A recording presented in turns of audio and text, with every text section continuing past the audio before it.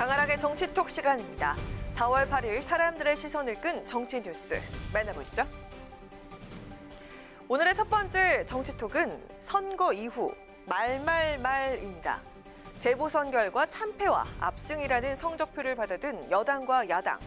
당 차원에서는 내부 수습과 향후 진로 모색에 들어갔지만 개별 의원들과 당직자들은 아직도 선거의 후유증이 여전한 모습입니다. 어제 저녁부터 오늘 새벽까지 개표 과정을 지켜본 여야 정치인들이 이번 선거 결과에 대해서 남긴 목소리 직접 들어보시죠.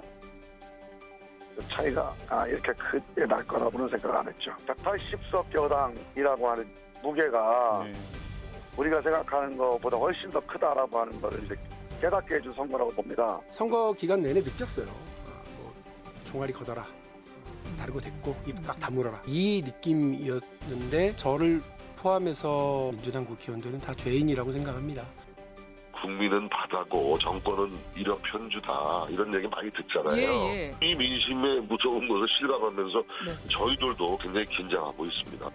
우리 국민의힘도 그냥 이렇게 승리에 취해가지고 어떤 그런 역할들을 못 해내게 되면 다시금 해처리가 저희한테 오기 때문에 앞으로의 과정이 너무나 중요하고요. 네, 결은 달랐지만 승자도 패자도 공통적인 의견은 바로 민심이 무섭다라는 이야기였습니다. 민주당 이상민 의원도 어젯밤 SNS를 통해 물은 배를 띄울 수도 있지만 뒤집을 수도 있다는 옛말을 거듭 절감한다면서 민심이 두렵다라는 글을 남겼고요. 국민의힘 유승민 전 의원도 민심은 무섭고 현명하다면서 국민의 메시지를 정확하게 읽어야 한다는 글을 남겼습니다. 반면 이번 선거 결과를 조금 다르게 바라본 이들도 있는데요.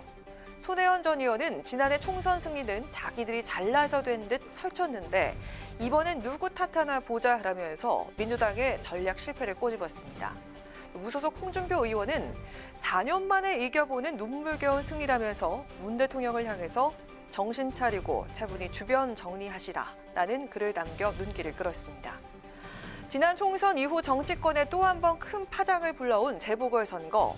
하고 싶은 말도 할 말도 많겠지만 이제 중요한 건 선거에서 나타난 민심을 제대로 살피고 반영하는 일이 아닐까요? 이어서 오늘의 두 번째 정치톡은 1%의 벽을 넘어선 후보들입니다. 이번 재보선이 사실상 민주당과 국민의힘 양강 구도로 치러졌지만 많은 군수 후보들 중에서도 이렇게 어렵다는 마의 1%대 득표율을 넘어선 후보들이 있어서 화제가 되고 있습니다. 먼저 모두 12명의 후보자가 출마한 서울시장 보궐선거에서 오세훈 후보와 박영선 후보에 이어 3위를 기록한 국가혁명당의 허경영 후보. 득표율 1.07%를 기록하면서 소수 정당과 무소속 후보들 가운데 유일하게 1%를 넘겼습니다.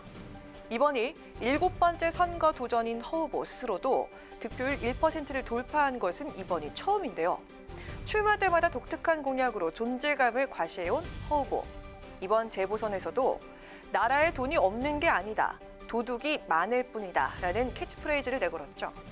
또 미혼자에게 매월 연애수당 20만 원을 주겠다는 연애공명제 등의 파격적인 공약을 내세워서 눈길을 끌었습니다. 모두 6명의 후보자가 출마한 부산시장 보궐선거에서는 박형준 후보와 김영춘 후보에 이어서 보수 농객 출신인 자유민주당 정규재 후보가 1.06% 득표율로 3위를 기록했습니다. 특히 정 후보는 이번이 첫 선거 도전인데도 1%를 넘겨서 언론과 누리꾼들의 주목을 받았는데요.